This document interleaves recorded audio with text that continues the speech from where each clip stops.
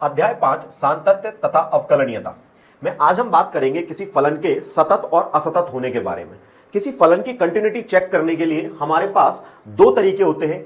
एक तरीका है कि उस फलन का ग्राफ खींच लिया जाए। देखिए, आप ग्राफ को अगर बिना पेन उठाए खींच सकते हैं तो वो फलन सतत होगा। लेकिन यहां पर आप इस फलन के अंदर देखिए, आप बाएं से दाएं तरफ जाएंगे तो इस फलन के ग्राफ को आप बिना पेन उठाए ड्रॉ नहीं कर सकते हैं। तो इसका मतलब हुआ कि सर ये फलन असतत फलन है। इसी तरीके से दूसरे फलन के बारे में भी चर्चा करेंगे।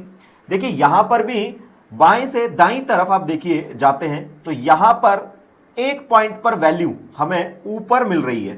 तो इसका मतलब हुआ कि इस फलन का ग्राफ भी हम बिना पेन उठाए नहीं खींच सकते हैं।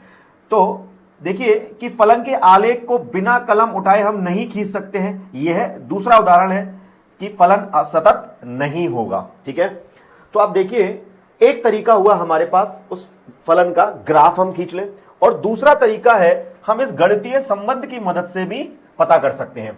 यहां पर हमें बाईं लिमिट निकालनी होती है, limit x tending to c negative f x.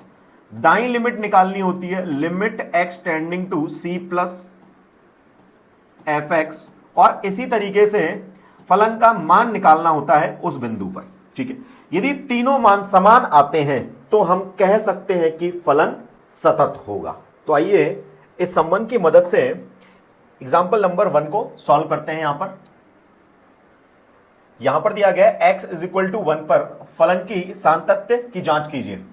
तो यहां पर हमें पहले सीमा का मान निकालना होगा फलन की, और फिर उसके बाद फलन का मान निकालना होगा x इज इक्वल टू 1 पर। तो देखिए, जैसे ही मैंने 1 पुट किया तो ये फलन का मान आ जाएगा 2 + 3, ये 5 हो गया। और अब इसी तरीके से हम इसकी लिमिटिंग वैल्यू सीमा का मान निकालते हैं। तो x is tending to 1 f x. ठीक है, तो यहां पर हमने लिमिट, ये एफ एक्स हो गया हमारा 2x + 3। ठीक है, लिमिट की वैल्यू डालेंगे यहां पर, तो ये बनेगा 2 × 1 + 3, तो ये भी 5 आ गया। तो इसका मतलब हुआ कि फलन की सीमा का मान और फलन का मान x इज इक्वल टू 1 पर समान है।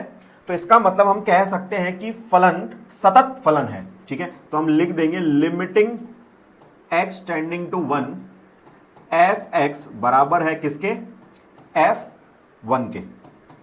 ठीक है, तो फलन सतत है।